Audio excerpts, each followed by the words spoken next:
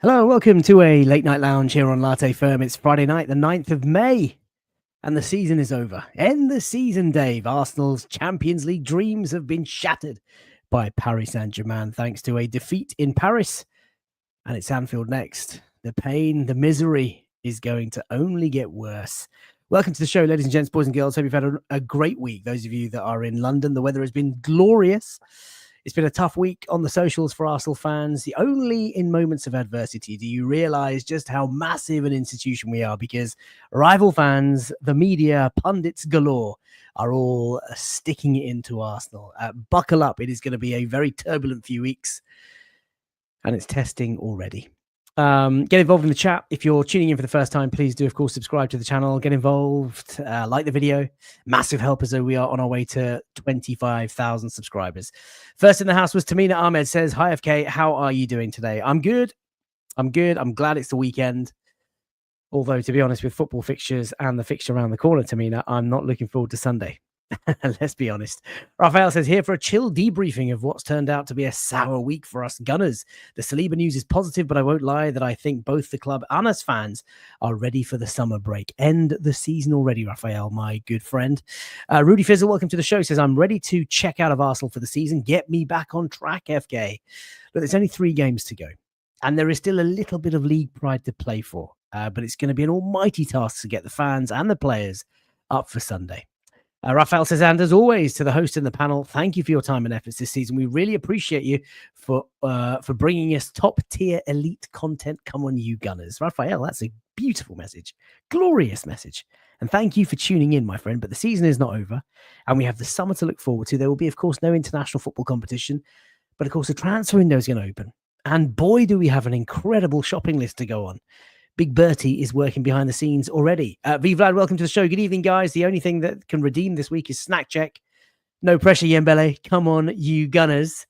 Metro, our good friend, is watching, and he sent a little message on the social tonight saying Yembele's snack is obviously going to be disgraceful, but he will check it out in the morning. Dave, welcome to the show. Evening, everyone. Back to waiting for this season to end and the next to start. Roll on 25-26.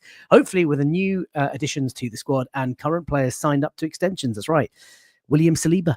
According to David Ornstein, his camp are now in talks with Big Bertie and Arsenal to hopefully sign a new deal. Now, that is going to be good news, much needed good news. And Bukayo Saka, obviously, front of that queue as well. Alex is in the house. See, look, Sky Sports on a Saturday, Latte Firm on a Friday night. He says, let's fucking go. It's been a difficult season, Alex. And I know you're a young whippersnapper, the most difficult, challenging season of your life. We've been a lot worse, my friend. It's been mentally draining this season. I am glad to see the back of it, but next season, we go again. Can't wait for it, baby, already. Arsenal Granny says, the talk of Arteta out is nonsense. He's going nowhere this year, so why even bother talking about it? How about being positive and looking forward to a new year with better results? Right, tonight, we are going to talk about PSG beating Arsenal, of course. Arsenal Granny just reminded me, Arteta in, Arteta out has basically revered its head now on all the socials, the group chats. I'm getting texts about Mikel Arteta. Hell, I wore this shirt out tonight and I just get randomly asked in the supermarket or at the park, what are your thoughts, mate, on the gaffer? He's got to go. He's got to go. No, not for me. And we'll talk about that later. Right, let's bring in our panelists. Keep the chat coming. As Karen says, good evening. I hope everyone is a little bit better today. I've chicken tikka pizza. Ooh, and in other news, I just got myself a cute little watermelon mug from Asda today. Watermelons, big fan. And chicken tikka pizza. I'm intrigued. Paul James, evening all. I'm feeling empty. We were told on the last day of the season to expect more this season. Before that, it was trust the process. But I'm fed up with us. Always the bridesmaid, never the bride. And on that note, let's bring in Wayne Bellet. How are you, my man? Good, thank you. And you? I'm good, man. I'm good. It's been a difficult week. How are you doing? How's life, man? You're looking as if you've just woken up. I wish. No, I've just put a daughter down to bed, so I wish I'd just woken up. But I've been waiting for you for about 15 minutes to send across the link and get started. We're always late because of you. Then you blame it on us. Funny? All right, but me and Yembele were waiting in the studio all this time, and we were like, "Where is he? Why is he always late?" And then I realized I hadn't sent you the link. So I messaged you and I messaged Yem. I messaged you. I was like, brother, link. And I messaged Yem. I was like, is your boy alive? You've even put it in the chat. No surprise, lads and ladies. He's late. Apologies, Jembele's not going to check his phone before he comes on air. He's getting his makeup done. He's getting his sound check. He's busy. He's busy He's with just his checking daughter. himself. She's just fixing the camera. This is true. This is true. Trevor Bibbins is in the house. Good evening, FK in the panel. Sounds nice at Karen. Chicken tikka pizza. That is a great snack check to kick things off tonight. Matthew Simpson says, would be just like this team to beat Liverpool and Newcastle, then lose to Southampton. I don't think it would be like this team, to be honest, to beat those two, given the endless draws that we've had this season, given the endless goals from winning positions that we've conceded. I'm not sure. Right. Let's bring in the bride. It is, of course, Mbappe. How are you, my man? 2 seconds. Me. Ba, ba, ba, ba, ba. Just getting my voice ready, as an analyst, TNT analyst, I need to be in the mood. That'll be forever one of his greatest lines when I said to him, yeah, you're such a menace. And he said, well, some call me menace. Others call me analyst. How are you, Mbele? Have you picked yourself up after a dismal week? God, no. I'm still there on Wednesday, honestly. Nothing went right, did it? The chicken, we went out for food beforehand, so a bit of context. Me, Wayne, Faisal, Walid, and Met went out for food. The food was awful. We didn't get near big screen, although Arsenal opened up some of the areas, so we got to sit down.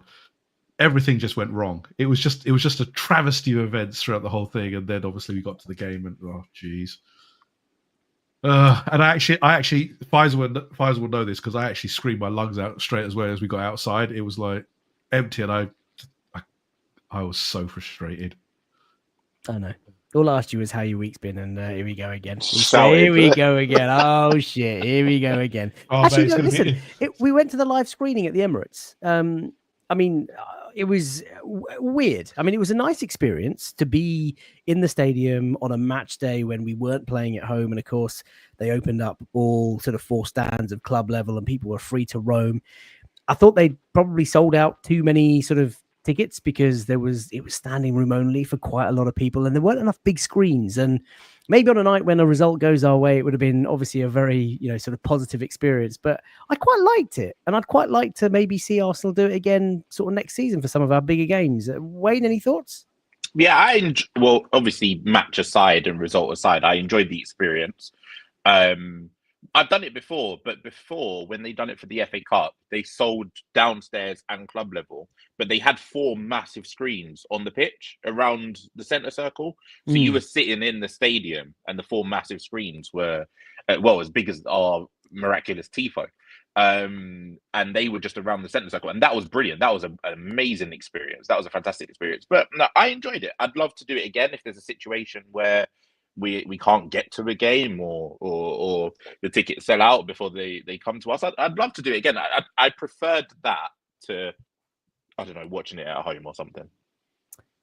Yeah, it was a good experience. Andy Love is in the house, says, evening FK, despite this week's disappointment, I'm quite happy that with the right additions, we are well placed for a good challenge on all fronts. We're going to talk about that, where this kind of leaves us and what we need to do in the summer. We're going to talk about the gaffer and how Arteta out is all over our socials. And, people are free to have their opinions. And I want to get your thoughts in the chat, but also your thoughts as a panel. Lots of amazing snack checks tonight. Oisin has gone and said, I've made small homemade pita bread pizzas with mozzarella and olives as feeling kind of lazy. It sounds good. The chicken tikka pizza is probably edging it for me at this current moment. What else have we got here? Jeet Kodedia, welcome to the show, says paneer tikka and masala chips. Ooh. Taylor says, Co-op do a butter chicken pizza. Really? Interesting. Tavo's in the house. Andy's in the house. Sounds messy. Huh? A butter chicken pizza sounds messy. Yeah. Unless it's got sauce. It's not going to be dripping with sauce, is it? It's just going to be flavor, right? Flavor of butter chicken on pizza.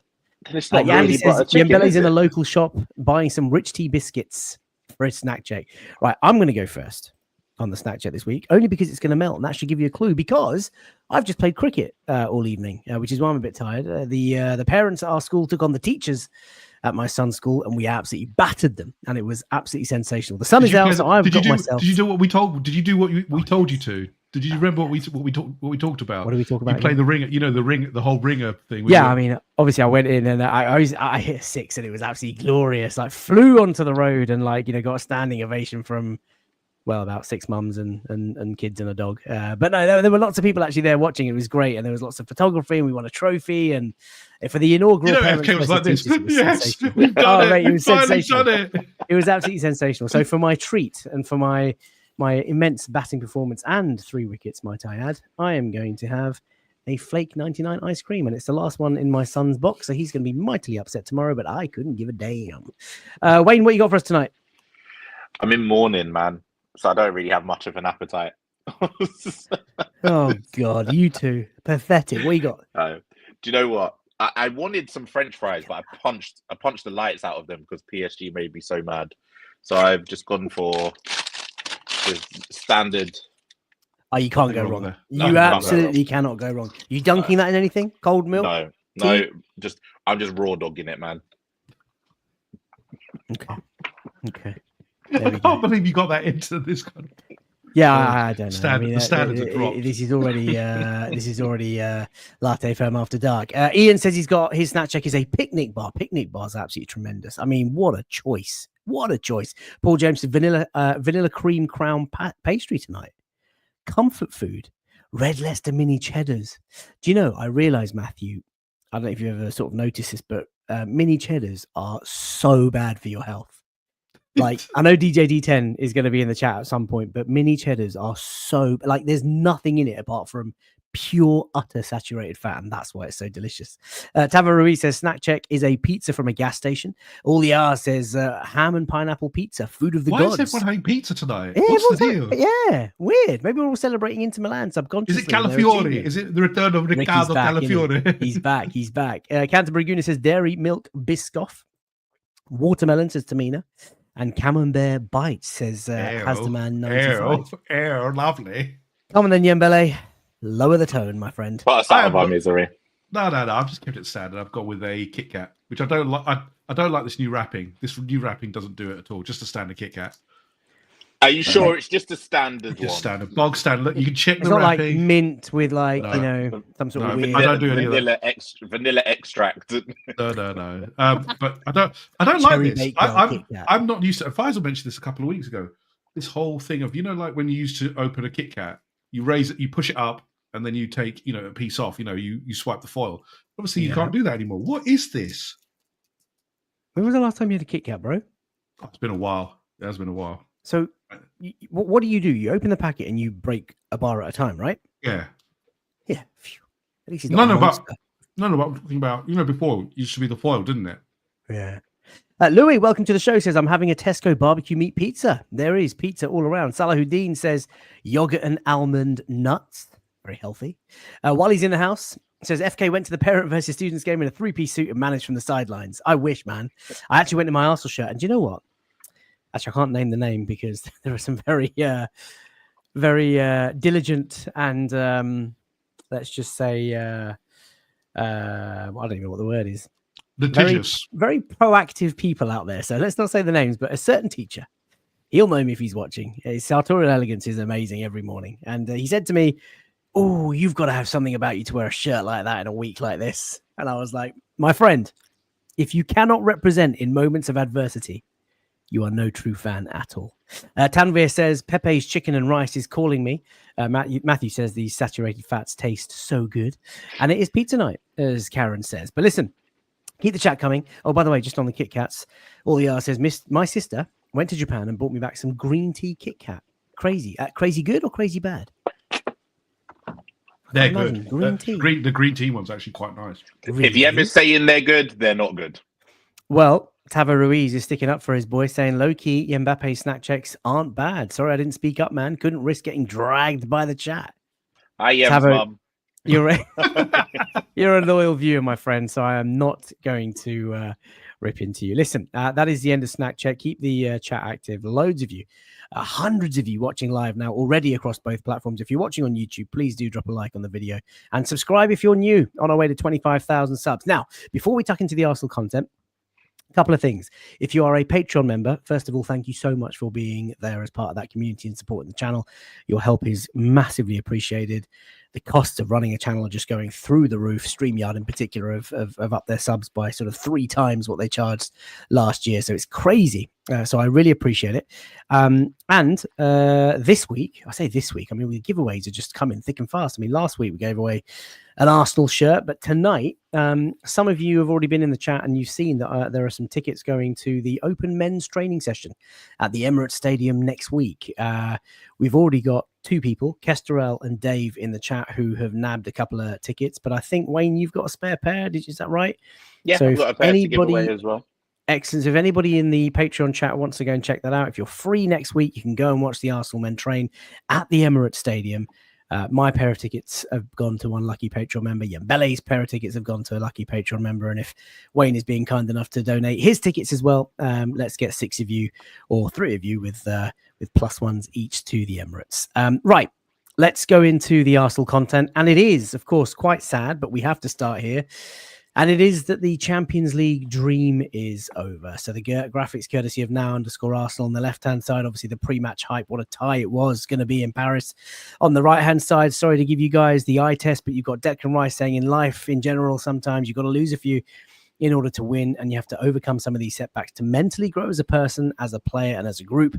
And Mikel Arteta being complimentary about the journey, not quite the one that we wanted to take, but we just weren't able to do it. Wayne, the dream is over. How do you feel? It's really sad. It's really sad. Not the fact that we didn't win the Champions League in isolation. Obviously, that's going to be disappointing because we've never done it. This is the furthest we've been, however many years, and I thought that we really had a good opportunity to do so. But just the realization that at the start of May, our season is just done. And I know we've got second to play for in the league, but we don't have anything major to play for. Like last year, we went to the last day of the season. Season before, we made it a little bit further in sort of the Premier League race. In the past, we've got Wembley trips to FA Cup finals to look forward to, but everything just kind of died out way before now. And then the Champions League was kind of like the last hope. And do you know what's the most annoying part of it for me? And it's a bit weird because I probably wouldn't feel as kind of downbeat about the season if I'd probably be angry if we went out like how we went out against Bayern last year without putting up much of a fight, without even really trying. I'd probably be angry. I'd be annoyed at that. But we genuinely played well in that second leg. And although PSG probably just edged us in terms of like the quality of chances, the quality of player, like I sit back and I don't feel as though it was like a 3-1 score. I can't say I feel hard done by because that's a bit disrespectful to PSG going through, but I feel as though we could and maybe should have got a little bit more if we had that little bit extra quality, if we had more moments like we had in that sort of final 10-15 minutes against PSG. So yeah, it's just really, really sad because you're looking around us, and I don't care what they might win or not. I don't want to be in the situation that other teams are in like a Europa League final, Conference League final. But you look around us, and everyone's celebrating something, and we're like the kid looking outside the window. All of his mates are playing football outside, but our parents are not letting us. We've got to get ready for bath and bed, whereas everyone's been given an extra half an hour with the sun shining. So, yeah, just a lot of disappointment for me. Yeah, look, it's massively sad. And yeah, you talked about how you walked out of the Emirates Stadium after the screening and you screamed in sort of frustration. But listen, Wayne said that we were pretty good in that sort of second leg and we'd improved. And even in the first leg, after PSG flew out the blocks, we made those tactical tweets after those sort of 20-25 minutes and we ended the game strong. We created lots of chances on the night, Yem. If it weren't for this guy, Donnarumma, who was outstanding in both legs, key saves in that first leg from Trossard and Martinelli, key saves again on Wednesday night from a number of our players, like just Martinelli in that top left and Odegaard down to Donnarumma's sort of bottom left in that second picture on the left-hand side, and then the Saka curler right at the death. I mean, brilliant performance from a brilliant goalkeeper, Yem. Oh, absolutely. I know he's had a few moments in some games, but over the two legs, he was outstanding. The man of the match in both legs. Everything he saved. There were some shots that you look like you could say, "Wow, those are spectacular shots," and he absolutely it was depressing watching it to see him actually go get to those shots. Saka's shot in the second half, the one you've got pictured there, was going top corner, and he it was depressing watching it. And then the Odegaard shot, everyone's talking about obviously the Odegaard volley in the first few minutes. Again, fabulous save. But that's the thing. He is one of the world's best goalkeepers. There's no denying it. He's a giant. When you see him live, it's even more impressive seeing him because he engulfs the goal, and it's fair credit. He is the world's most expensive goalkeeper at present. But yeah, he was the difference maker in this game. That there's no doubt of that, because even though, as Wayne said, PSG had a bit more quality, a bit more about them going forward, we still created chances, and the chances created were very good chances. The problem is that you came up across a keeper who was in absolute world-class form, and that's what I think changed the game for them. We say we didn't take our chances, but you have to give credit to Donnarumma. He saved a number of world-class chances, and that's what you get for the money that you pay. Alpha XFC says, I feel we just fell short on the quality. Proud of the team. Donnarumma was just unparalleled in how good he was both nights. And listen, I recognize that I've called it the Donnarumma show, and I have to hold my hat off to Luis Enrique for the first 20-25 minutes of the Emirates in that first leg. I thought PSG were phenomenal. They blew us away. Dominant, technically gifted, moving the ball about so quick, just, like bop, bop, bop, bop, pinging it all across the pitch. Absolutely sensational. Second leg, look, we started so well. That Declan Rice header, the Martinelli chance, the Odegaard shot. Within the first 15 minutes, we could have been, at least 1-0 up, 2-0 up. But it wasn't meant to be. And we still went on to create chances. But PSG looks very dangerous. And I guess that headline is perhaps a little disingenuous, as was Mikel Arteta's post-match sort of comments. And we'll talk about that just in a second. But Wayne, I mean, we talk about these chances. There's been a lot of talk about, who was the better team over the two legs. And this is courtesy of Opta Analyst. You can see the shot map there in the second leg against Paris out in France. The goal, obviously, the sort of pinky sort of dot. We created more than 3.1 XG on the night, more than 5 XG over two legs. It is as simple as saying, for example, Dave says, can't help feeling like a Gyökeres would have done well and got us through the second leg the way that we were playing. And Mikel Arteta's come out in the post-match interview sort of saying, I thought, or maybe it was a press conference ahead of this weekend, sort of saying, I've already told you what it is that we need. We need centre forwards. Like if I had 3 players that could score 25 goals, whatever the quote was on social, was like, it's doing the rounds. Is the solution obviously just a striker? No, not for me. I think we need more quality than that, than just a striker. And I think, yes, we created 5 XG over the two legs, but I think what's being kind of forgot is a lot of that came in that blitz in the final sort of 10 to 15 minutes when the game for PSG was basically done. So the game state in that situation matters. So we obviously had the goal, we had the Saka open goal miss, which was a large part of that, and we had, I think, another chance in that sort of period of time. I think PSG led the tie from the 4th minute of the first leg. And over the course of 2 games, they've led out of 180 minutes since the 4th minute of that first leg. And I think that, yes, a striker obviously would help, but I think I think we are beyond now the conversations that we maybe had last summer or the summer before, where we were just a striker away. I think we need more than that. I look at the midfield and if Saka right now, or hypothetically, if we have a striker next season, if we have a striker in Saka, I still don't think that that's threatening enough to scare teams in games like this, or to put away every single sort of chance that we make. The striker that we get isn't going to score 100% of all opportunities. They are going to miss some as well. And there's no guarantee that on a night like this, a Gyökeres, a Sesko, or whoever it might be, wouldn't have missed chances on that night as well. I think we need more quality, not only in attack, but throughout the sort of pitch. And I think that a conversation should now be more than just we need a striker and that's it. I think we've got some glaring issues that we need to address that I think really came became visible against his PSG side because they just had quality after quality after quality. Like, I know that our XG numbers are going around. I don't know if you saw the XG of the 3 goals that PSG scored. The first one was like 0.04, the second one was 0.07, and the third one was 0.07 or 0.04 as well, or something like that. XG doesn't account for quality. And when you've got quality players, they can pull stuff like that off. And I know Ruiz's one took a deflection, but Dembele's is a scuffed shot. You have to have the ability, the quality to just pull off and hit a ball like that to get it sort of towards the goal. And we don't have enough players capable of doing that, I don't think. And a striker alone doesn't solve that. The other thing about XG, talking about quality, is that it doesn't take into account the fact that you're playing a 6'6" goalkeeper who's at the top of his game, the best one of the best goalkeepers in the game, as Jem said, one of the most expensive assets. You know, do they adjust XG because you've got such an informed keeper? I don't know. But for me, we created chances.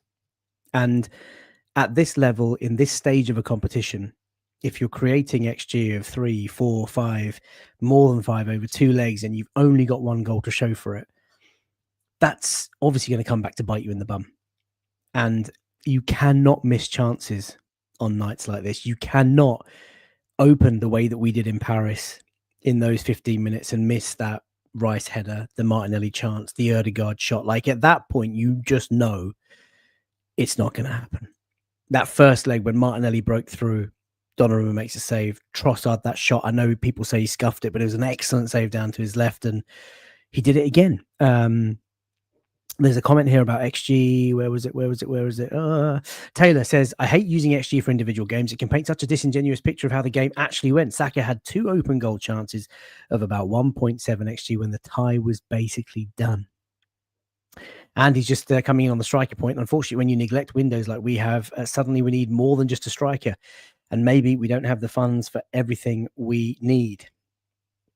Can't disagree with that. Cannot disagree with that. 88 miles an hour says, here we are. Here we are indeed. 3 clear chances, all missed. Really sad night. Mikel Arteta after the game. We'll talk about the Arsenal trophy drought. This slide deck was so painful to make, but look, we've got to talk about this stuff. Arteta said after the game, I don't think there's been a better team in the competition so far.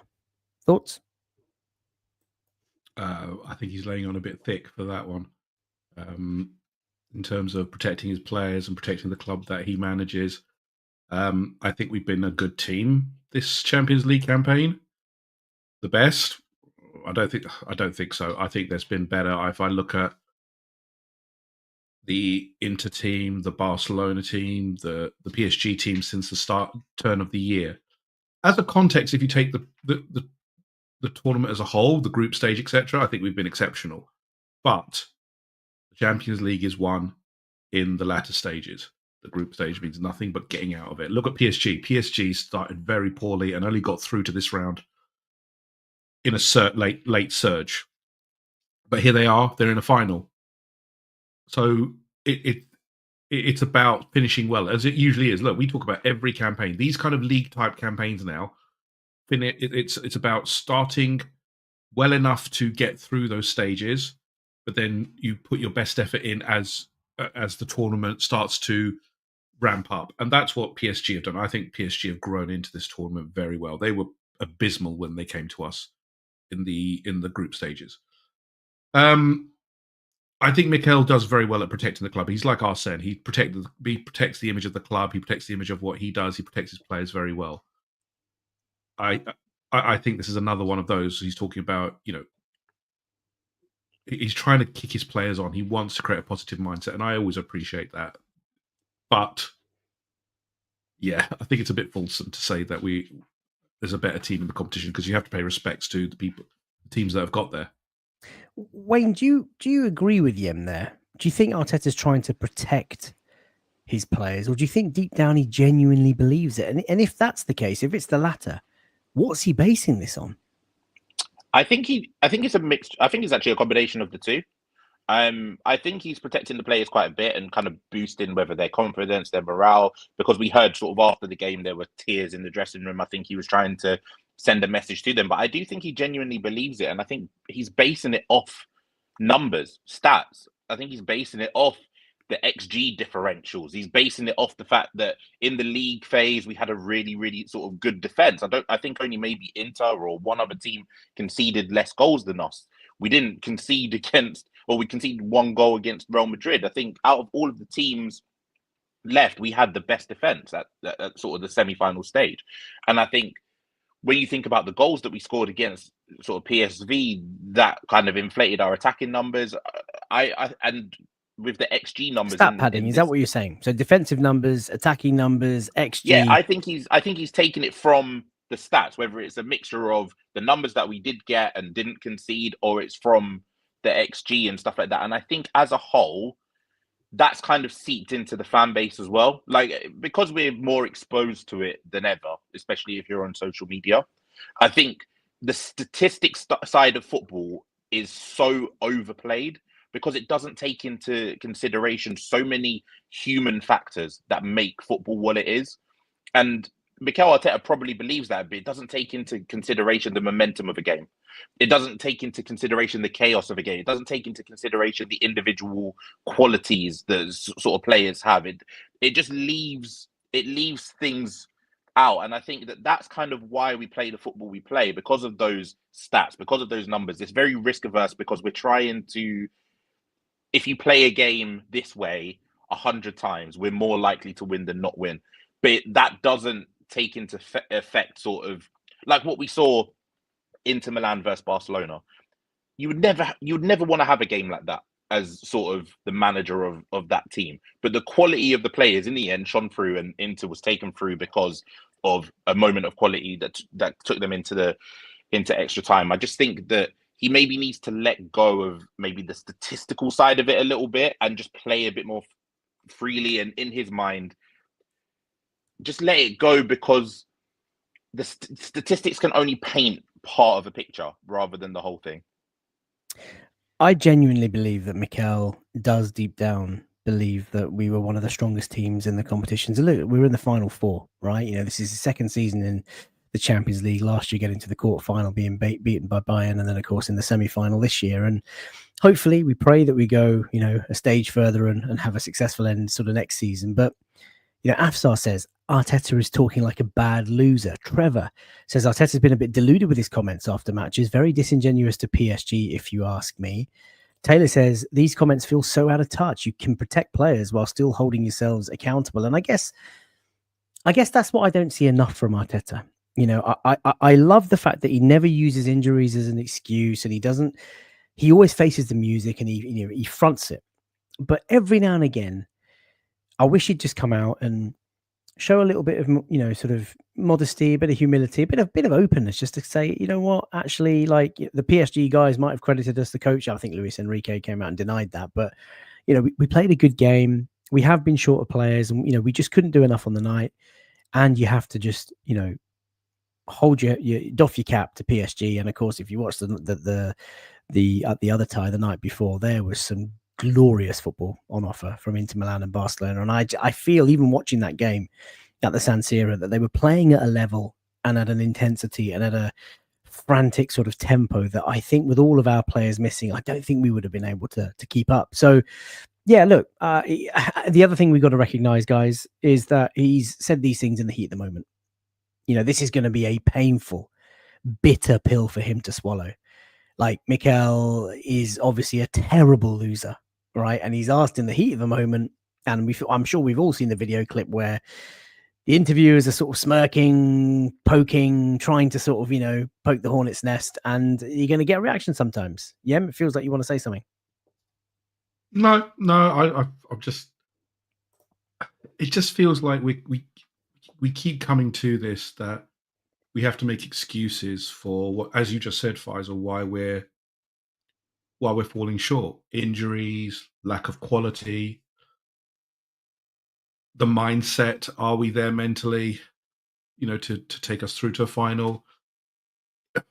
It's a lot of stuff that I just think Arteta just needs to start fronting up on a little bit more. I'm not saying to completely open the doors and said, "Oh, we're terrible" and all that, but just say, "Look, we were beaten by the better team."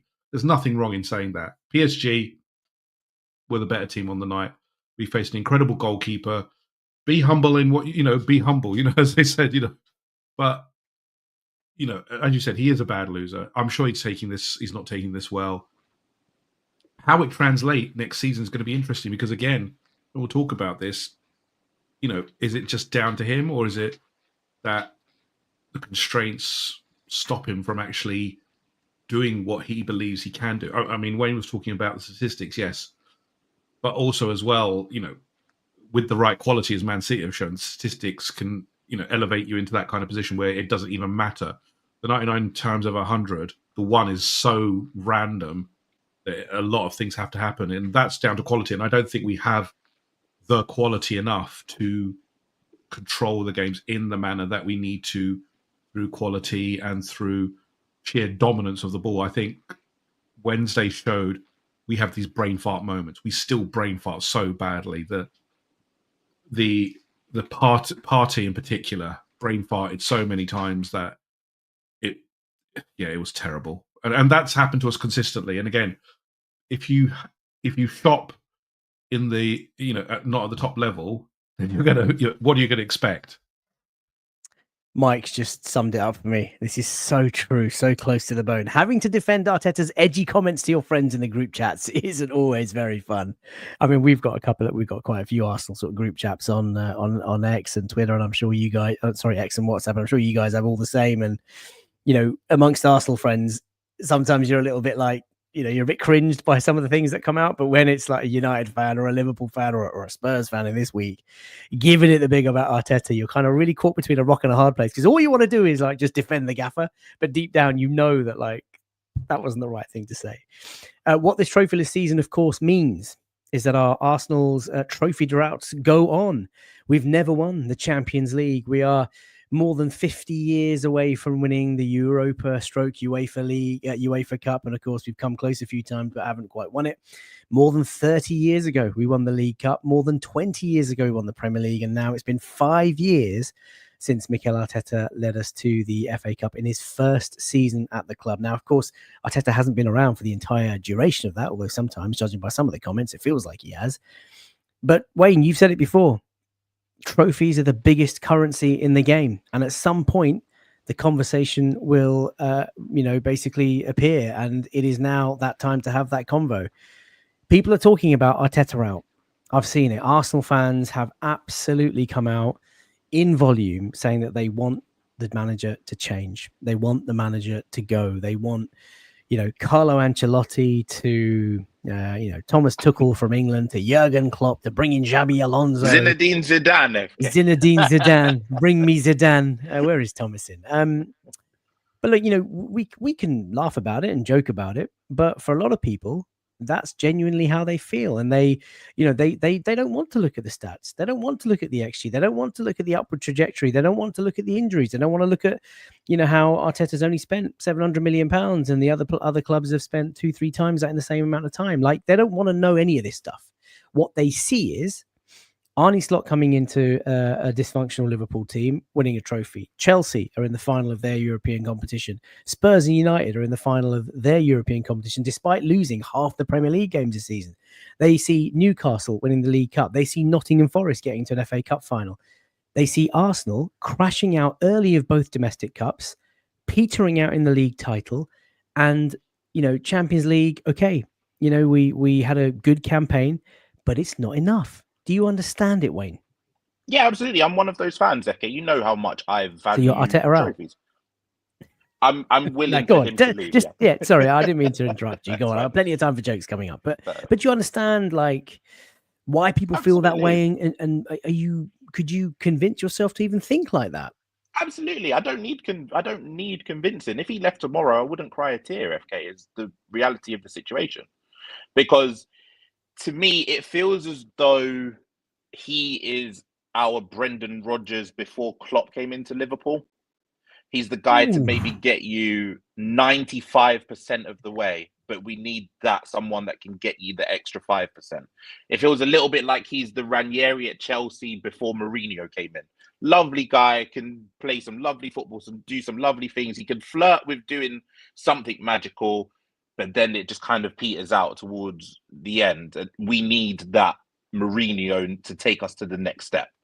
So I can completely sympathise, agree with, whatever you want to call it, those fans that are calling for that. I think it's a real look. He's been here 6 years now. Obviously, he had the FA Cup success in the first year, perfectly fine. 2 years after that, I'm completely willing to give him a free pass because we were rubbish. We were absolutely rubbish.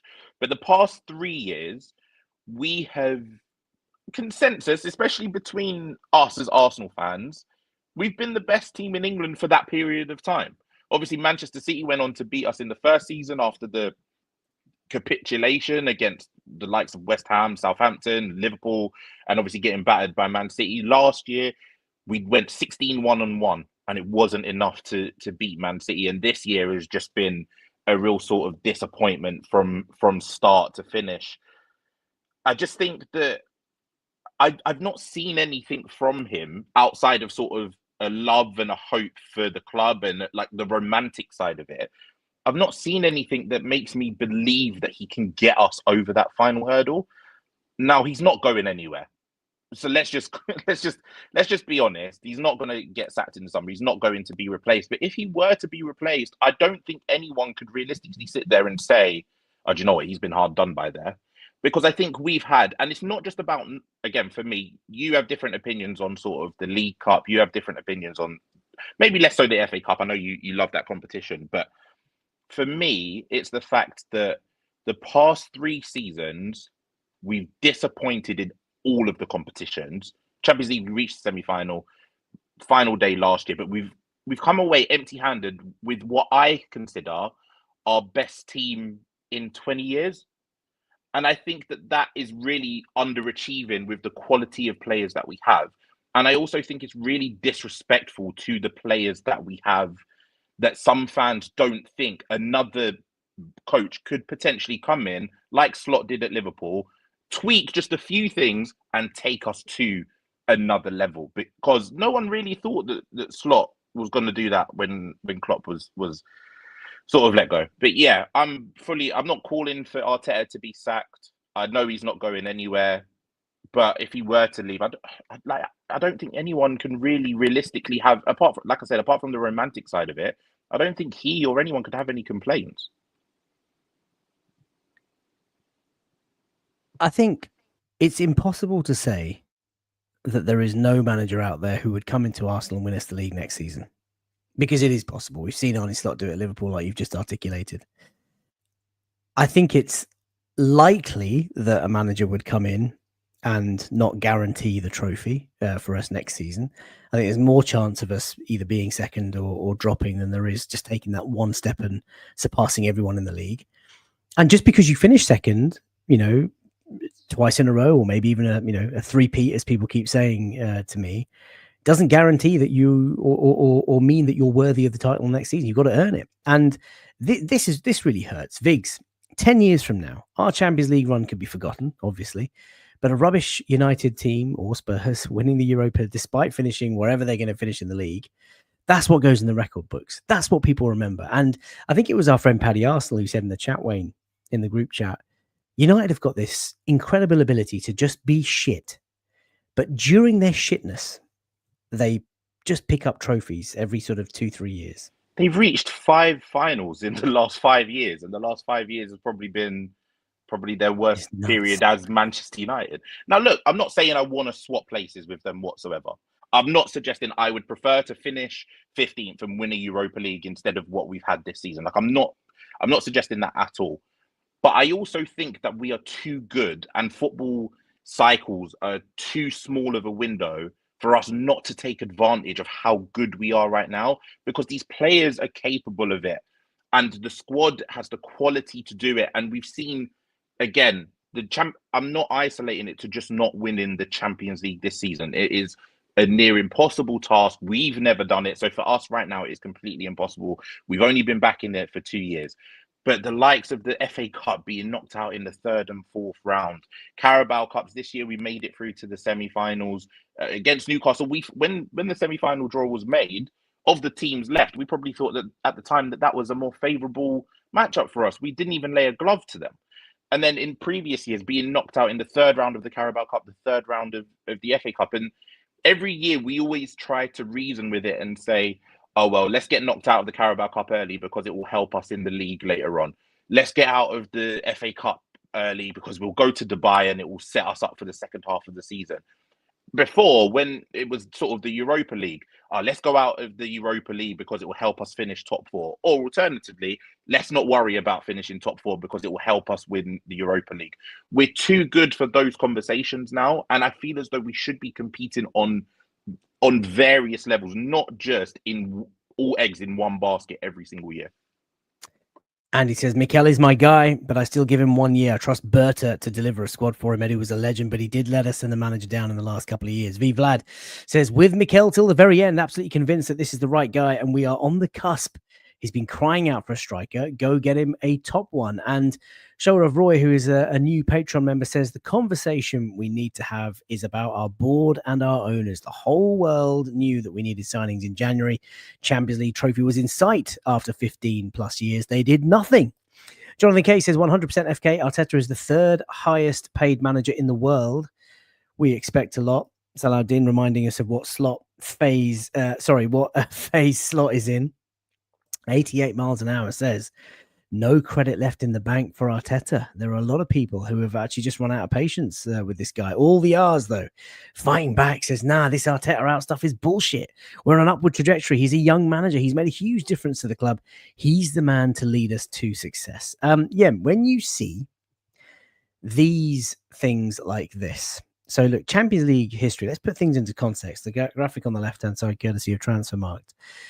We've not been in the Champions League for 6 years, 17-18 all the way through to 22-23. We finally get to it. Arteta's first season at the European top table last year, gets to the quarterfinals against Bayern, and we all know what happened. After that game, they talked about, the need for forwards and the need for firepower and that we wouldn't fall foul of that. And then, of course, this season, we've gotten further, yet we've gone into the striker we've gone into the semi-final game without any recognised strikers. And then, of course, you get all those people. Look at that quote from Patrice Evra. It's resurfaced again this week. Watching Arsenal is like watching Netflix. You've always got to wait for next season. When you see these things, Jim, how does it make you feel? Unfortunately, it is a kind of broken record now. It's kind of sad, but we're all used to this kind of feeling that we always fall short. And until we win a trophy, that's not going to change. And the perception will never change. Patrice Evra is a fabulous player and he's won trophies. And at the moment, until Arsenal show him otherwise, he's well within his rights to say that we are, we're never there. Regarding the Champions League, I think people do forget that this is Arsenal's second season and we have performed very well. I think we were all a little bit, how do we put it? We had our eyes blinkered slightly because we were blind to the fact that we are going up against the best in Europe in this Final Four. We had massive injuries. Gabriel Magalhaes, Kai Havertz.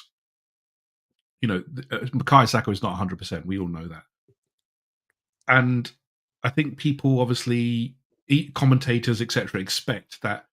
Oh, it's Arsenal. They should be able to do it regardless of having number of key players out. We've said it before. You take key players out of any team, they're not going to perform. It's going to be a completely different set. And having to adjust, having to change your formation, having to go without no striker, and still make it to semi-finals is admirable. But to the other point that people have made, in that we shot ourselves in the foot. It is usually what the thing Arsenal do. January. Absolute travesty. We knew what would happen. We knew when it happened. We saw these signs early. We've talked about it so many times. It's become a broken record as well. But we didn't help ourselves. Arteta has done great things, and he's really, helped us to get back to where we think we should be, which is at the sharp end of Europe and the Premier League. I am slightly more in the camp of there is a conversation to have about Mikel. I think you'll have to. There is a time coming where you have to say, look, he's taken us so far, and then obviously, what do we do next? But I still think that's not there. It's not there at the moment because I still think there's a certain level to go to. I do think that the club have to show some backing towards him because this is if your manager is literally telling you in a press conference, and he said it this time, he said it in January, we know what we need. That's pretty much the biggest sign. And if Arsenal are not ambitious, then to me, it says that we're never going to be. Because if we go into this, let's not downplay it. This is probably the biggest transfer window for a long time for us. It's not about adding players who are going to do this. It's about adding absolute quality that are going to elevate us into the next level. We have a very good foundation. But as we've seen, we don't have the right quality at the sharp end, because PSG did have it. You know, they had it at the sharp end. Dembele, Barcola, Doué. They've invested in these players who are going to change games. If we don't do the same and we go for the same as what we did this last summer and the summer previously, and et cetera, and go for also-rans who are half-baked and who are not ready, who are not quality, and look, let's talk about one elephant in the room. And Kai Havertz is a fabulous player. He's been a good player. But for 60 million, and I still come back to it, barring the injury, he's been a very good player. But was he ever a level raiser? I still have doubts around that. And it's about our spend. Do we spend on true quality? Do we go for the quality of competing for exciting players like the Doués, etc.? Were we even in the conversation? Why are we not in the conversation? Why do we not go for the Kvaratskhelia? I know that. Hang on a second, Yem. I got to stop you there for a second. Like, for me, it's not. We have volume of players, but Arteta, there is something for Arteta to learn around rotation and resting players and not running players into the ground, right? We know that these soft tissue injuries, these horrendous hamstring injuries, are as a result of prolonged use of players. I mean, Kai Havertz, why is my guy covering the most distance out of all forwards in Europe? Like, his legs are going to fall off at some point. Bukayo Saka has been playing football for 3 years non-stop. At some point, we knew that his legs were going to fall off. I mean, but to the point about Kai Havertz not being a sort of a level raiser, and you know, why have been going for Doué? I mean, Kai Havertz is Champions League winner, mate. I mean, he was a Premier League striker. Like, Doué was a young kid who PSG went out and bought for £50 million from Rennes, I think it was, or wherever it was. But like, we can't not say that Arteta has, you know, not bought players, because he has. In fact, let's bring that up on the next slide, because I think this was courtesy of The Athletic. These are Mikel Arteta's signings by position. All right, so he's bought Havertz and Jesus as strikers up top.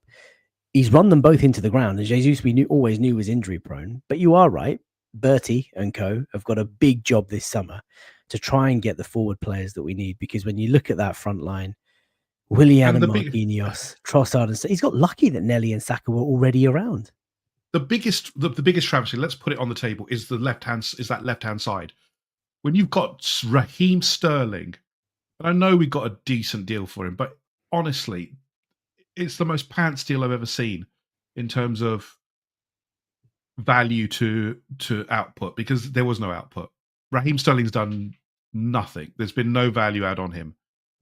And we've wasted pretty much the wages and I don't think there was much of a fee, but that could have gone on someone better. The wages certainly could have gone on someone better. And we wasted our time. We dithered. And we dither again. Let's look at January. Let's look at the dithering we did there. When I know we didn't go for this, you know, the strikers that we could do. But you know, when Ollie Watkins was offered, we went to the 40 million. We always have this thing of, we will not push the boat to push us over the line. We're always conservative. We're always very pragmatic with our approach. We have a budget, yes, we do, but we don't. Do we ever push the boat? So this is interesting, Ian, because you talk about our conservative approach to the market, and obviously we have to be. And I remember you said after the game, walking back to my car, you wish Arsenal were like. Oh, sorry, no, you didn't say that. You said that you wish Arsenal didn't give a fuck about spending limits like Chelsea, like City, like United. And I've never heard you say that before. And obviously, I've known you my whole life, and I've always known you as someone who's actually respected Arsenal for spending within their means and doing things the Arsenal way. But I felt the frustration of that night, walking back to the car. You were so obviously upset, like I was, and for the first time, you just said, "Fuck it, I just want us to go out and spend, hundreds of millions of pounds this summer. Who cares about PSR? We'll pay the penalty. We'll do whatever it takes. Just go out and get some fucking players." But the fact is that PSR is a joke. We now know it. It's a complete joke. It doesn't matter. A club our size, let's be very honest, clubs like Chelsea, Liverpool, Arsenal, all of these, Aston Villa even, are circumventing the PSR rules by being what we call clever. You know, Chelsea valued their women's team at 175 million. Why? Look, I'm getting frustrated, and maybe it's in the wrong kind of vein, because I know that we should be better than this. But unfortunately, other teams are playing the dirty game, and are we able to compete with that? You know, when FFP came in, Chelsea, Man City, etc., destroyed us because they played the dirty game, and maybe it will come out, but that doesn't take away from the Premier Leagues and the trophies that they've won. It's deeply frustrating when your rivals are cheating. You're trying to be the good kid in school, but everyone's winning everything, and you're there standing for the metaphor going, well, I want to play by the rules, and everyone else is not. Because where are we going to get? Where has it got us? Where has being honest and being clean in this game got us? It's got us we've got no trophies.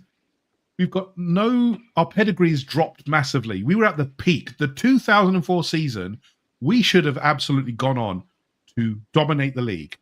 But that was the tipping point, because obviously Abramovich came in, then Man City, and we know what the trajectory, what happened.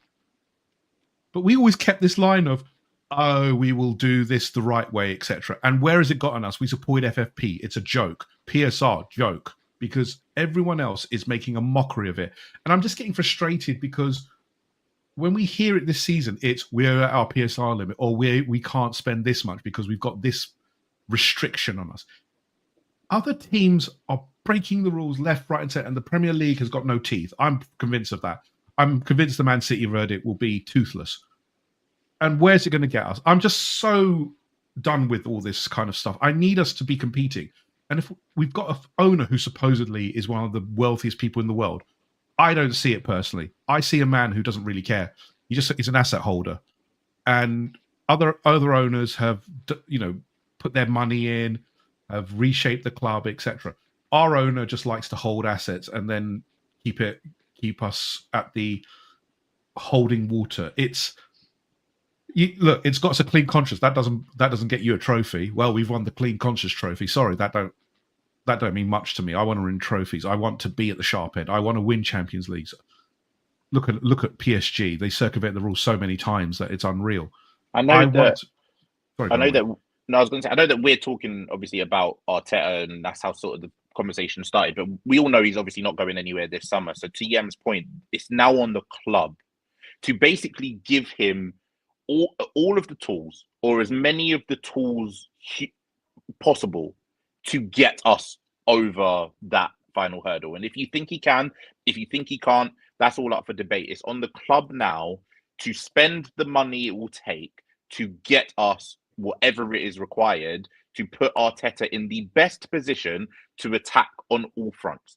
And I don't think that we will come away, and I don't expect us to come away with a quadruple. I don't expect us to come away with a treble. I don't even necessarily expect us to come away with a double. I expect us to come away from next season with something if the club are willing. And you're saying, Arteta's going to stay this season. We're not sacking you. We believe in you. We believe in this project. You're the guy to get us over the line. Cool. It's on you now as a club to give Arteta what he wants if you believe in him that much. Because next season, like you've said a bit earlier, sort of the good graces are kind of gone. The excuses, we've gone through all of them. We've spoke about injuries. We now know how much squad depth we need. We spoke about sort of our lack of quality and lack of depth in certain areas. We know what kind of targets and what areas that we need to go and address. And I think although Arteta has had problems probably in the past of only identifying maybe one player and being so stuck on that one player that he's not willing to hear an option B or an option C and trying to waver from that, that's what Berta's here for. So if Berta's able to do that job, you give Arteta all of the tools, because no one's doubting his coaching ability. Now it's on you, right? We've given you your left winger. We've given you your striker. We've given you the midfielder that you've dreamed of for the past 2 years. We've given you this extra goalkeeper that you want. We've given you another left back, another centre back, whatever it is that's on our transfer list this summer. Get as much of it as you can. Hand it to Arteta. Here you go. Take us to glory. It's on the club to back that now, because we didn't see that in January, and that's a big part of the reason why we're here. Wayne, Alex asked this question earlier on as I think EM Stewart's just walked into the room. You say you've not seen anything to suggest that we'll get over the line. Fair enough. But what would that look like if he had? If he had got over the line, or Yeah. we'd have won trophies. I'm not sure I understand Alex's question. Alex, can you come back to us? This is another question from Dr. Amazavop. Says, so if you refer to Arteta as Rodgers, as you did, I can't believe that. I'm going to clip that up. Who do you believe is the Klopp that could come in, Wayne? I mean, I'm a fan of the club. I'm not here to name names of people that I think are better than Arteta. We just classified Arteta as Rodgers. No, I didn't know. I said light. Rodgers! About the situation. Arteta's a better coach than Rodgers. I'm talking about that situation at that time. But it's not on me to identify our next manager. It's not on any fan to identify any players or identify any sort of manager to come in. But I don't think it is an impossible. My point is, I don't think it's an impossible task to identify a manager to come in and maybe tweak the way we attack a little bit. Allow us a bit more freedom that maybe stops us getting in these sort of 1-0 situations and then not being able to score more goals. Yes, we have a quality issue, but I also think we have a consistent chance creation issue as well. We created chances against PSG, but we've not seen that all across the season. And just subtle tweaks. Slot came in and had a fantastic squad to work with at Liverpool. And he's been brilliant for them to win them the Premier League. I don't think it is out of the realms of any possibility to identify a good manager that can come in and do that for us. That's my point. Alex has come back and said, as in if he had given us signs that he'll get us over the line, what would that look like? What are the signs apart from actually winning a trophy, I guess, Wayne? I mean, reaching finals, being more competitive across more competitions over the past 3 years. We had last season, we was truly competitive until the final day of the season. The season before, we can say we were competitive for 33 games, and then we just capitulated in sort of a 3-4 game stretch before the end of the season. We can say we were in a title race. I don't really think, to me, that's not a title race. But you look at someone like Liverpool last season, for example, they won a Carabao Cup. They ended up being top for however long it was in the Premier League. They finished third. But you can come away from a season with a trophy, despite being disappointed the way that they finished in the league. You're happy and you're content that you come away with something. With the fact that we've not reached any finals in the last 3 years is concerning to me. The fact, the way that we've gone out in some semi-finals, not this PSG one, because we really went out on our sword, but Newcastle gave up no fight. The semi-final, I think, against Liverpool in the Carabao Cup a couple of seasons ago, no fight whatsoever. The way that we've gone out to West Ham and Brighton, and the way that we went out to Manchester United in the FA Cup, the worst Manchester United side that we've ever seen at a time where they was absolute garbage. Like, it's more than just, all right, reach the semi-final of the Champions League is enough. It's doing it across sort of different levels of competitions, and at the end of the day, making finals, making those memories at Wembley by getting it over the line. Martin Brooks says PSR is no joke. Ask Everton and Forest fans or teams like Villa who have had to sell major players like Douglas Luiz due to PSR. Chelsea are in big trouble, especially with UEFA 4 breaking PSR. That Chelsea, of course, selling their women's team to themselves. Maybe we could do that. Clive Palmer's in the house. Wow. YouTube Arsenal podcast royalty. Clive Palmer and Alexander Moneypenny, both in the chat on a Friday night here on Latte FM. Says personnel matters. We need more high quality, healthy players. I mean, look, let's take a look on the image on the right hand side there. Arsenal players, courtesy of Sky Sports, that have missed at least 7 games this season. I mean, it's a starting 11. It's phenomenal. You look at starting 10 rather. Ben White, Tomiyasu, Gabriel, and Calafiori. What a back four that would be. Ødegaard, Marino, and Zinchenko. Saka, Havertz, and Jesus. And, you know, we've been talking, Wayne, in recent weeks about, not embarrassing, because that's probably the wrong word, but just how light our bench has been in some insanely important games. You know, a couple of goalkeepers, 3 or 4 left backs, Jorginho, 2 or 3 youngsters, and that's it. You know, the only attacking option that you can bring off the bench in desperate measures at desperate moments is sometimes a Trossard or sometimes a Raheem Sterling. Arsenal in 2025, hunting the Premier League, hunting Champions League glory for the first time in our club history, you know, pathetically falling out the domestic cups. It is personnel. We need to, look after our players. We alluded to that earlier. for the big man if you've just joined, Clive. Mikel Arteta is a young manager. He needs to understand and recognize the pressure that he and his coaching team have put on, the burden that he and his coaching team have put on some of these players and some of the heavy lifting that they've been doing for a long time. He is...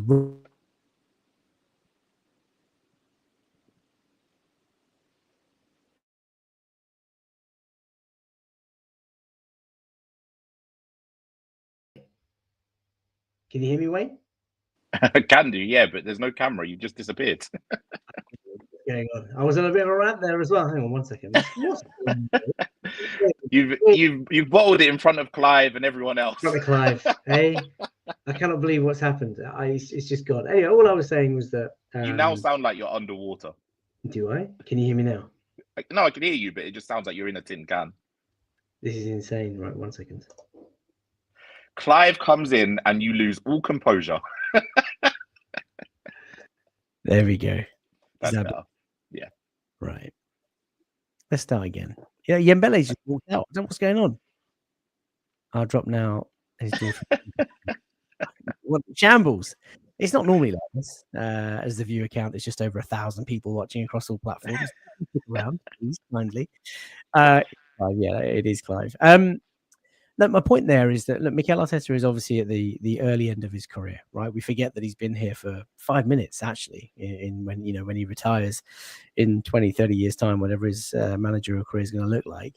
He has to recognize that he and his coaching staff have put a lot of burden, a lot of pressure on some really young boys, and it just hasn't worked out. And he will learn from that. He has to learn from that because we can't keep doing that to our players. So we need a deeper squad, a healthier squad. You look at Arne Slot when he came into Liverpool. I didn't know anything about this, but spoken to Liverpool fans, and they've all talked about how Arne Slot protected his players at his former club and how he rotated. And you see it now every week. Liverpool, 70 minutes on the clock, 75 minutes on the clock. Off goes, Diaz, on comes Gakpo, off goes someone, Jota, on comes Nunez, off goes maybe Salah, on comes, who else have they got? They've got so many bloody forwards, you kind of lose, your boy Darwin Nunez. Yeah, I mean, who else have they got? They got Gakpo, Harvey Elliott, Jota, Curtis Jones in midfield as well. Like they always make changes, always to kind of protect the players. And I feel Mikel Arteta has just run players into the ground for a couple of years, and it's really, really annoying. And when you look at the injuries on the right-hand side, this is why I have sympathy, Wayne, because Ben White is a top player. Tomiyasu is an excellent defender. Gabriel is a monster. We know how important he is. And Ricky Calafiori, he looks so bright on Wednesday night. Like he's a top player, but he's just stifled by injury. The skipper, we know, we did a long feature on him last week about how he's just not the same guy. And I'm absolutely sure that something will come out about how he's been playing through pain and how he needs surgery in the summer. He needs a break and he needs some biryani over the summer. We've talked about that. Mikel Merino, the guy turns up, does his shoulder, first training session. I mean, what is the luck? Saka, injured 21st of December, only comes back, 3-4 weeks ago, and doesn't look the same player. Is as devastating on the ball, but he's not as explosive, not as mobile. He's working his way towards fitness. Havertz, this guy covered the most ground of all forwards in Europe's top 5 leagues. Why is he doing that? Why is he covering most ground? Why is he working so hard week in, week out? Your muscles are just going to fall off your legs. And Gabby Jesus, who has been, hampered by injury for most of his career. So the club have to make a positive change in the type of player they get. Calafiori came to the club with injury issues. Zinchenko's had injury troubles. Jesus has had injury troubles. We're playing our players into the ground. There is a bit of bad luck there. Tomiyasu just can't get a game for love nor money at the moment. So I've got a bit of sympathy. But one thing that's really caught my eye on the left-hand side, Wayne, when you look at the players that have been signed under Arteta's reign, there's actually not that many players that have really been outstanding. I mean, when you work your way from I'd never thought of it like this. You look at the back, right? Ramsdale was a good signing. Raya was a great signing. And I still think there's maybe one step further we can go with a world-class goalkeeper. Maybe that's why we're looking at Joan Garcia. Ben White was a good signing. Jurrien Timber was a great signing. Gabriel. That's disrespectful. I won't have that. What? Ben White was a great signing? No, you said a good sign. You said Timber was a great sign and Ben White was a good sign, and that's disrespectful to Ben White. All right. Ben White, great signing. Jurien Timber, I mean, outstanding. Like, I cannot fault this guy. Gabriel, monster. Kivior's done okay, but you look at Mari and Trusty. Calafiori, you can see a top player in there, but he's stifled by injury. Sinchenko, very talented, probably had a need for him. I think the team has maybe just outgrown him and sort of surpassed him. And we know, I mean, Tavares is flying at the moment in Italy, and sometimes different countries suit different players. Party, prior to this season, would miss long spells. There's talk about a contract extension. Maybe the time now is to release. Declan Rice, obviously outstanding. I mean, when you pay £100 million, that's what you expect. Ødegaard, couple of good seasons. Has really struggled this season. There's something going on physically. I'm sure of it. You can tell when you look at him. Fabio Vieira, we bought him, pinged him out on loan. And then you look up top and, one of you said Havertz wasn't really a level raiser. And I don't think he was that bad. I think he's been good, but there's nothing there. No, top. but you also have to remember that Havertz wasn't signed as a striker. Quite. Getting rid of Granit Xhaka was the worst thing that he ever did. Matthew Simpson said Clive is far too calm and sensible for this chat. You know what, Clive? I got to say a little thing about Clive, right? First leg against PSG. I was sat there having my prawn sandwich with Dembele on the steps outside the North Bank, right? Where the stones are, where the personalised tiles are. I sort of look to my left and I see this guy walking with this aura, and I'm like, oh, who's that? And he's turning, he's got his Hugo Boss, he's looking the part, looking slick on the phone, like 2 phones on the go at the same time. Buy, sell. Mate, what an absolute mint guy. And he stops for a chat, and he's just so calm, and he's just so happy. His mere presence and the smile on his face he got me so excited for the game, man. And he makes time for everyone, and he's just such a nice guy. I salute you, Clive. You're absolutely tremendous. Says we need a latte Arsenal Vision crossover. Make it happen, guys. Do you know what, Elliot? I'm WhatsApp him almost daily. It's about time that he came back on. V Vlad says Wayne's in charge. Yeah. I don't know what happened to my mic, man, but there it is. 88 miles an hour says Clive is basically saying that our squad is too small and needs quality. 100% true. Clive says I need a hardwire. I need more than that, mate. I need more than that. I don't know why my sound went and my camera went. Yembele leaving the chat just basically threw me, and that's what's happened. Right, we need to move on, and let's move on to just end the season, man. What more is there to say? We are trophyless again, Wayne, and it is. Look, I will say that sadness is probably how I feel. Like, I'm not disappointed. I'm not angry. I'm just gutted. I'm just sad. Yeah. Like, I had so much hope coming into this season, and the way that it's kind of fizzled out for so many reasons. We talk about the decisions that we had early on in the season and those red cards. We talk about all the injuries that have really hit us hard this season. Not having sort of much fortune. Like, it's just been a really mentally draining season, Wayne. Is that where you're at? Yeah, 100%. And I also, it's not only, I don't even think it's an Arsenal specific thing. Like, obviously we've been disappointed because of how our season has turned out, but I think it's a football thing in general. I think we've had so much football the past 2 years, probably a bit more. I'm genuinely looking forward to just a clean summer. Like, I don't care about the Nations League stuff.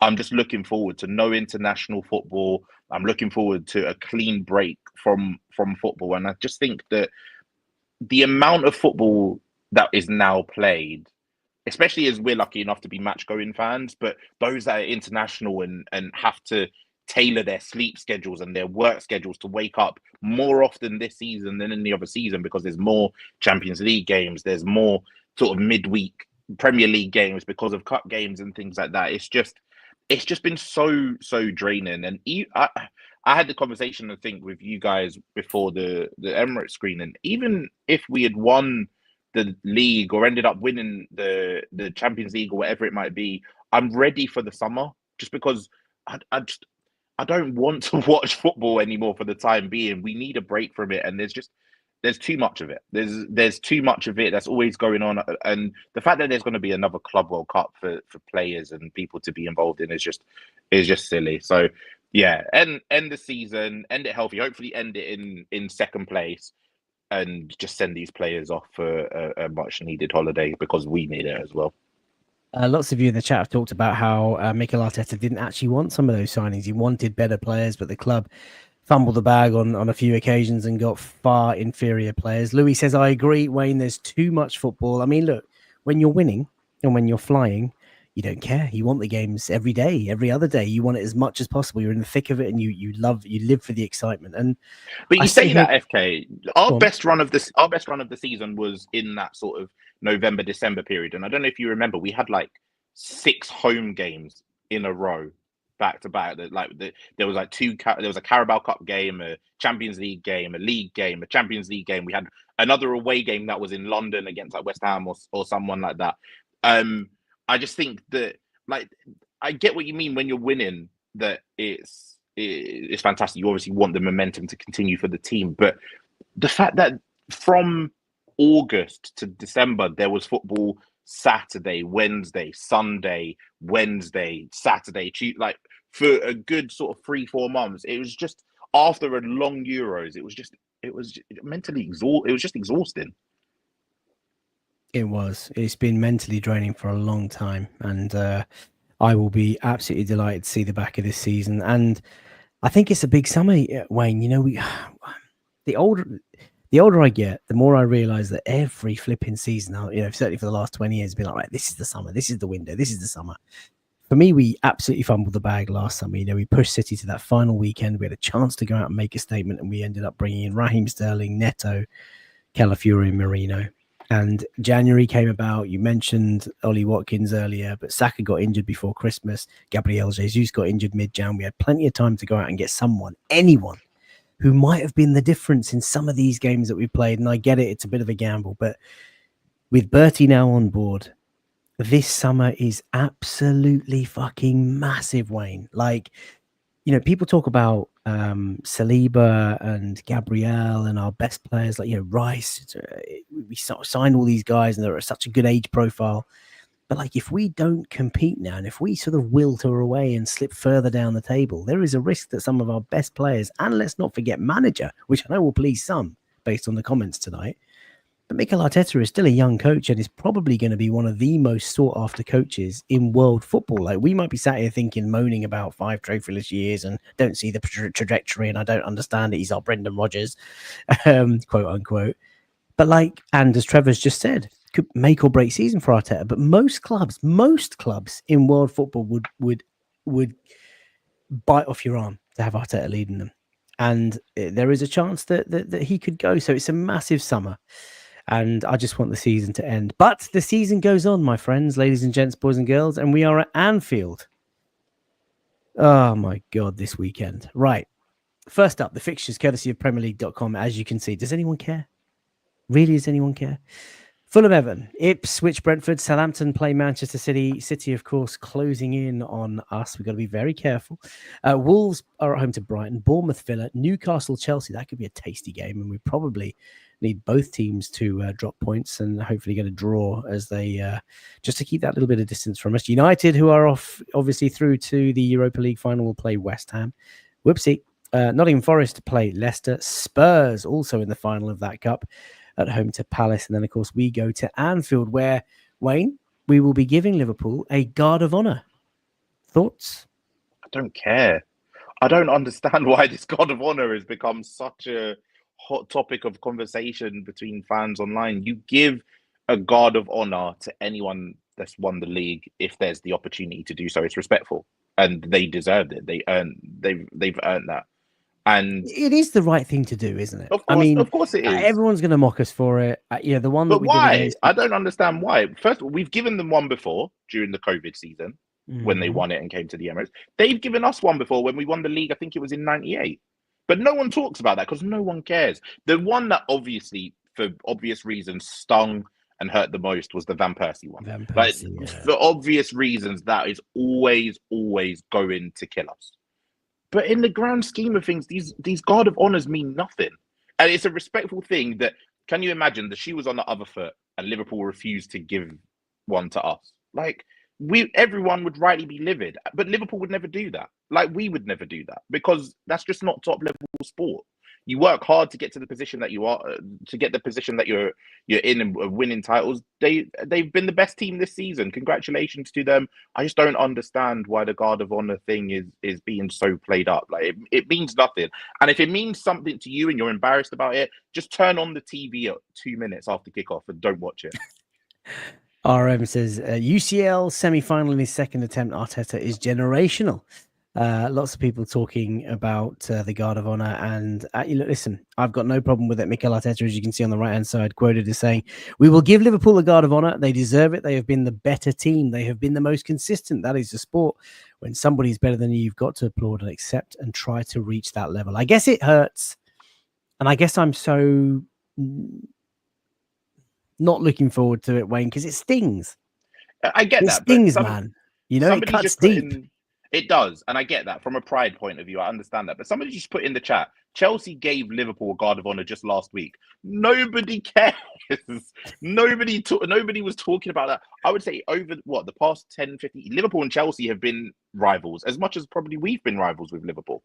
They've got some historic sort of Champions League history and stuff like that. No one cared that Chelsea gave them a Guard of Honor. And if you even think back to this season, Chelsea was second, I think, in December, while we were struggling in fifth and couldn't put a string of performances together.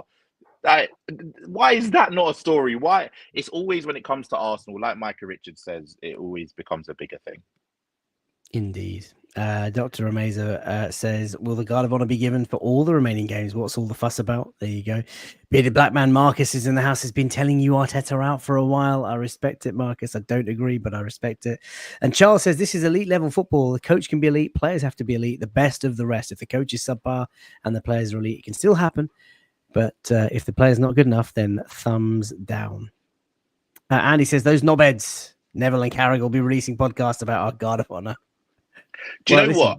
On that point before we end, I think that like the likes of Neville and Carragher and football coverage in general has probably played onto why we're so exhausted by it. I don't know if it's the case for other Arsenal fans, but because of the way that pundits talk about football in general, and especially us, I only tune in now at kickoff and I turn off at 90 minutes because pundits just don't talk about football. They just talk about the things now that will get those clicks, that will drive that engagement, whether it's Arsenal or Chelsea, whether it's Spurs, whoever it is. Like they're not analysing the game. They're not talking about the game more often than not. So I just think that coverage, the referees, I just think that has all played into just this season being so draining.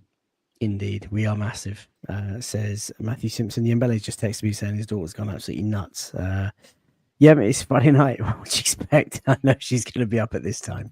Wait, listen, let's close the show by looking at do we even care about the lineups? Should Gunnersaurus just play? I mean, I was thinking, who should I put here as the sort of sub option? Who's the talking point of this week's show? I have such apathy about Sunday's game that I'm just thinking, fuck it, man, just play the dinosaur. God damn it!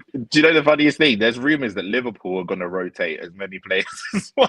So it's going to be a glorified. Well, good, Carabao because Cup. I'll be honest with you, I'd like to not get battered. Yeah. So look, the team news is that Liverpool. Do you care if we get battered? Do we care? No, I mean we do care. We don't want to. Would you like to finish second? Yeah, of course, absolutely. Yeah, absolutely. Yeah. Well, obviously, sorry, it's a silly question. Let me ask: would you be bothered if we didn't finish second? I would be. Yeah, I'd understand it considering what's happened, especially in recent weeks, and how much effort we put into the Champions League. But the way that we've kind of navigated these past 4 or 5 weeks has been a bit of a concern and very disappointing because we had a massive gap. If Manchester City or even Newcastle were to pip us for second, I'd be really concerned. But I think looking at the fixtures, obviously Newcastle play against Chelsea this weekend. Hopefully they both kind of draw and drop points. That will make our lives a bit easier. We probably have to win 2 of the final 3 to confirm second. Obviously, big picture, we obviously just want to finish in the top 5. That's the main thing. But I think it would be hugely disappointing to finish 4th or 5th, for example. Well, let's hope that they are indeed on the beach after their title win. Right, team news according to bbc.co.uk. Arnie Slot says that Connor Bradley will start on Sunday, meaning that Trent Alexander-Arnold, who announced, of course, that he was leaving the club, is going to drop down to the bench. Joe Gomez is out with injury. Van Dijk is set for his 300th Premier League career appearance. We are, of course, still without Gabriel Jesus, Gabriel Magalhaes, Takahiro Tomiyasu, and Kai Havertz. Ricardo Calafiori, who of course played back in Paris, is back in the squad. Jorginho, also returning to the squad on the bench in midweek, will also be in the squad. Now, head-to-head, Liverpool have not lost a Premier League home game against Arsenal since 2012. A game that actually Mikel Arteta started, might I add. We are unbeaten in 5 top-flight fixtures against Liverpool. That's our longest undefeated run against Liverpool since 2011. What other stats are there? We've now lost 3 consecutive league and cup games for the first time since a similar sequence in December 23, January 24. That's quite sad, isn't it? We've dropped 21 points from winning positions this season, Wayne, in the league. That's fun. That stings. That absolutely stings, man. There we are. And 12 of the 31 Premier League goals that we've conceded this season have come from set pieces, equivalent to 39%, the highest share of any club. So listen, what is your score prediction? I mean, look, like I say, do you care? But what do you think is going to happen on Sunday? I think we'll draw. I don't think we'll have enough to get the win, and I don't think Liverpool really care about their in celebration mode. They're in party mode now, so I don't think they're really going to care. And if they are going to make changes, I think it will be obviously difficult for them to be in some sort of rhythm. So I think we'll draw. I'll go with a 2-2 draw. I think for me, the biggest thing is I don't want to see, and this is not because, like, in a disrespectful way, I don't want to see Martin Odegaard again this season, because I'm with you. I think something isn't quite right with him, whether it's physically, whether it's he's still playing through injections, playing whatever. Just don't play Odegaard now. There's no need. There's no point. Just let him rest early. If he needs to get surgery, let him go and get surgery. If he doesn't, just keep him away from sort of the limelight. There's nothing riding on it now. Obviously, I want to finish second. I hope we do. But yeah, I just don't see us getting the win at Anfield, unfortunately. Dr. Mazer says we need 1 point to qualify for the Champions League. I'd rather we finish second, though, so all 3 points, please. Matthew says, I'd love to smash Liverpool anytime we play them. Don't care about the situation. And Dr. Mazer says 3-0 to the Arsenal. Vig says 1-1. Trevor Bibbins has gone with you. Wayne, 2-2. Joel's just joined the chat. We've had a long Arteta in, Arteta out chat. Joel, as Wayne says hello to you, do check that out. V Vlad says, still can't believe that Wayne called Arteta the Basque Rogers. Fuming. Wanyeri, maybe he's going to get a start. And listen, just on the skip, yeah, you're probably right. Just take Martin Odegaard now out of the firing line and just let him start in early summer. But we can't, because you've got Newcastle coming up at home and Southampton, and he's club captain. You absolutely know he's going to start on Sunday. Mike Jones says, we take it 3-0. I'm sorry, I just can't read you, man. The whole show he's been like moaning and criticizing the club and Arteta, and he goes in and says that we're going to beat Liverpool 4-1 on Sunday. The Spanish Southgate, yikes! See, I could have said that. I could have said that, FK. I could have said That's terrible. That's terrible. So you've gone 2-2. Geez, look, if Liverpool were going full strength, I think they'd wipe the floor with us on Sunday after Wednesday night. I think the boys' heads have gone. There were tears in the dressing room and all that sort of stuff. But if they're going to rotate, Wayne, and we do go reasonably strong, which we probably will because Arteta is a lunatic, as you know, I think we'll probably go to Anfield and win. So that's what I'll go for. I'll go for a 2-1 Arsenal win. Joe, it would be typical Arsenal to win the final 3 games of the season. I know, it's fucking nuts, man. Right, just final thing before we go. If you are, of course, a Patreon member, Keristil and Dave are going to go to the open training session at the Emirates Stadium. I still have 1 pair of tickets left. So if you are on the Patreon chat, Latte Firm Patreon, go over there, get into the match tickets chat, and I'll give away another couple of tickets courtesy of Wayne this time to go and watch the Arsenal men's team train at the Emirates Stadium. So 2 more tickets, completely free. Obviously, they were completely free, but a number of us just can't make it. And I thought I'd nab a few tickets for the Latte Firm Ultras, as Joel says. We love our Latte Firm Ultras. There we go. There we go. Dave says, have we won 3 games on the trot this season? I don't know, Dave. It doesn't feel like that, mate.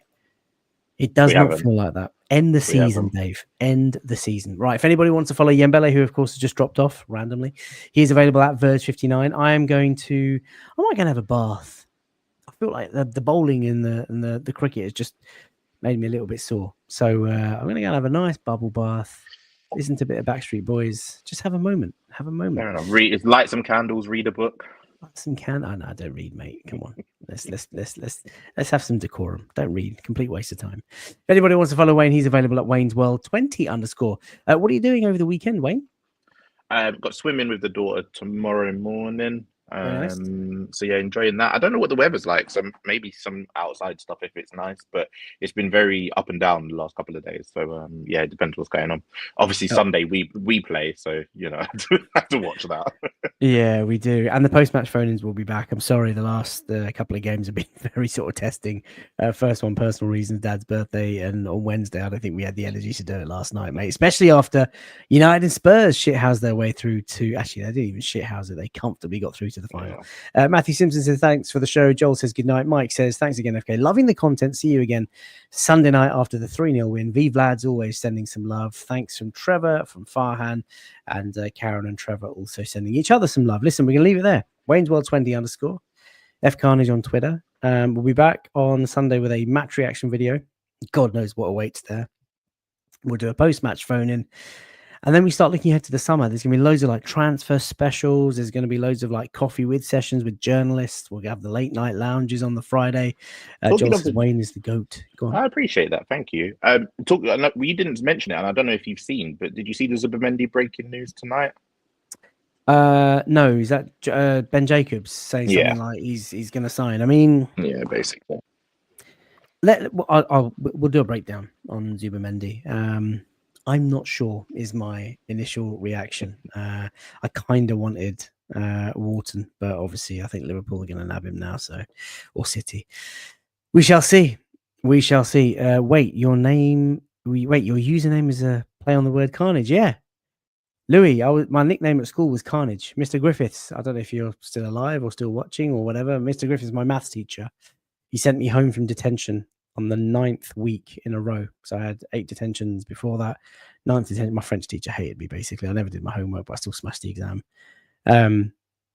Hated me. Every week I was in debt, and he sort of turned to me one day and said, Faisal, lad, this detention malarkey ain't working, is it? Go on off home, Carnage. And that was it ever since then. And all my friends call me Carnage. Colleagues call me Carnage. And obviously my surname is Khan. So there you go. F Carnage. Louis, thanks for that. Appreciate that. That's it. We're going to leave it there. Look after yourselves. Take care of each other. Enjoy the warm weather. The sun is out and London's going to be blinding over the next couple of weeks. Spring is such an elite season. Apart from the hay fever. Till next time. Bye for now.